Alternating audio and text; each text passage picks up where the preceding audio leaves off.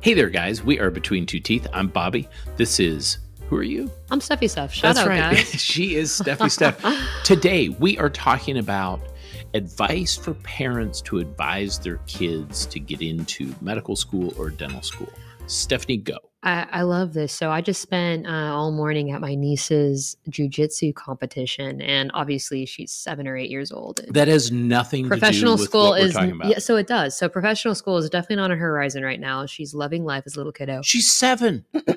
And I was talking to her parents about my experiences as a kid and what I wish my parents would have told me when I was going through all of my athletic success and getting into dental school and getting into residency.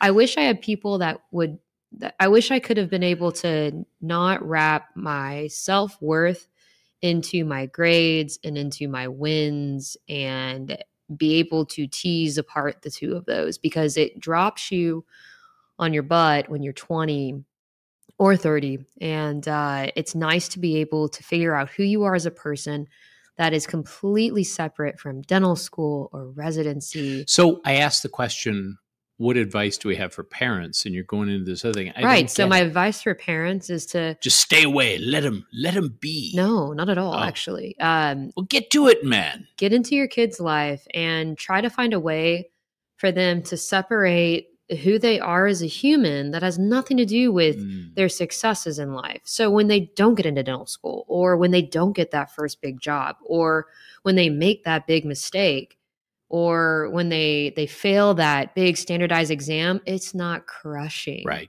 That it won't ruin them. And I think what I hear you say is for parents to really at an early age try to encourage. You can validate somebody and you can validate your kiddo without agreeing with them. To say you are enough. Right. And we're going to help you try to figure out a pathway. But let's So an example of that is that say a parent has a kid that's like, Mom, Dad, I just got into dental school, and you can be happy and you can validate that feeling and that, you know, that joy, of course. My mom told me don't go. Been in it forever. She said they're solving problems. But what you can also do is say, let's celebrate this. And at the same time, I want to talk about what a phenomenal human you're becoming, and who you are as a person. What are your goals in life? Or kind of get to know who your kid is other than their sport or their grades. I can't tell you, it's going to pay dividends. What advice do you have for parents? I would say try to help your kid figure out why are you thinking about medicine? Why are you thinking about dental school? And what I would try to do, I would try to get them in contact with people that could give them information that may help them. So I would want them to reach out to physicians and dentists. And I know my own kid, that's what he did. And I think people go into medicine and dentistry because they want to feel good about themselves. Well, that's part of it. I think parents encourage kiddos to go into medicine and dentistry for parents to feel good about themselves. Yes. So it took 3 minutes and 45 seconds to really get down to the brass tacks on this deal. But not always. No, but don't force your kid to go to medical school or dental school. My dad, bless his heart, the only advice he ever really gave me was go to school, go to school, go to school. My brother was older than me, was smarter than me, decided not to go to professional school, decided to be a heavy metal band drummer. And so all the attention got pushed on me.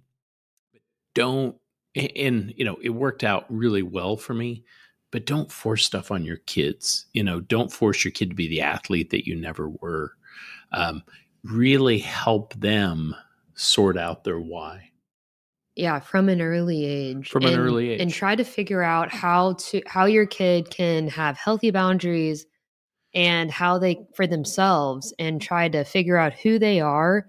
And it's never too early. Are you okay? You're going to fall over for those kind of exercises. And I wish I had more conversations with my parents about how to grow as a human. Yeah. Okay. Teenage Stephanie. Yeah. Steph's like 17. Yeah.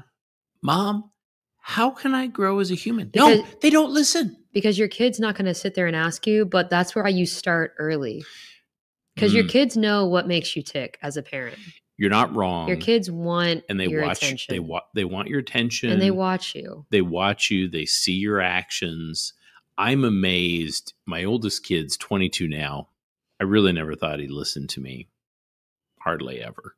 But then I will hear and see him do some things and go, oh my, oh, okay. That's something he rebelled against. It's cool seeing our kiddos grow up, and it's so easy to fall into the trap of they're winning right now. That's what I was looking at with my niece today. And I just saw her, and I'm so proud of her. And I had to hold back because it's so easy to tell a kiddo, I'm so proud of you after they earned it. That's tough because then what you teach them is they have to earn your love. And sometimes very successful kiddos, they don't have that many failures. They fail, but they don't fail often enough to prove that, hey, you love them despite it. So sometimes you have to articulate that in words because you're not going to get that opportunity because they're just rocking it. and what I would say that helped me realize, and I think it's important, if you don't succeed, and there's a variety of reasons. Right now, it's really hard to get into medical school. It's really hard to get into dental school. And I think it's really important. Help them on their adventure. Help them on the journey. And if they don't get in, make sure they know that's okay. You're going to help them find something that's a better fit. It's not a devastating. And one of the things that my advice for parents would be to work on yourselves and don't feel like just because you are 50 and your kids are about to graduate college or wherever they're graduating, don't feel like there's not an opportunity to work on yourselves. Kids imprint off you. You're their template for a long time. And if you give up on life and working on yourself, the chances that they're going to probably do the same thing, they're not absolute, but they're pretty high. Yeah. And if you can find a way to work on yourself and say, hey, I've been doing this way for so long and I'm sorry because I just, I want to change and I want to live my best life now. And I hope that you can have that as an example one day. I like what you're saying there. I think it's so what I hear you and us saying is if you are a parent, figure out your own kind of picadillos. And the reason is because once you start working on yourself, you're going to realize that, man, saying those things to your kid, whether they were positive or negative, working on yourself, which is all a kid does, especially early on, is just working on themselves. They don't even know they're working on themselves. They have to. Group dynamics forces you to. As a parent, we forget to work on ourselves. And somewhere along the line, you just stop because you're so focused on this kid. You don't work on your relationships. You just try to have this child grow and live and be happy. And once you start trying to make yourself happy, you realize how hard it is. Yeah. And you give everyone a break around you, especially if you have some, your kiddo falls short in some way, a little bit more intricately what to say versus being on another planet, having never worked on yourself in 20 years. Agree. Help your kid somewhat by helping yourself. Put your mask on first. Help them on the adventure as best you can. Lead by example. Exactly. Thanks for joining us. If you like what we're talking about, please hit the subscribe.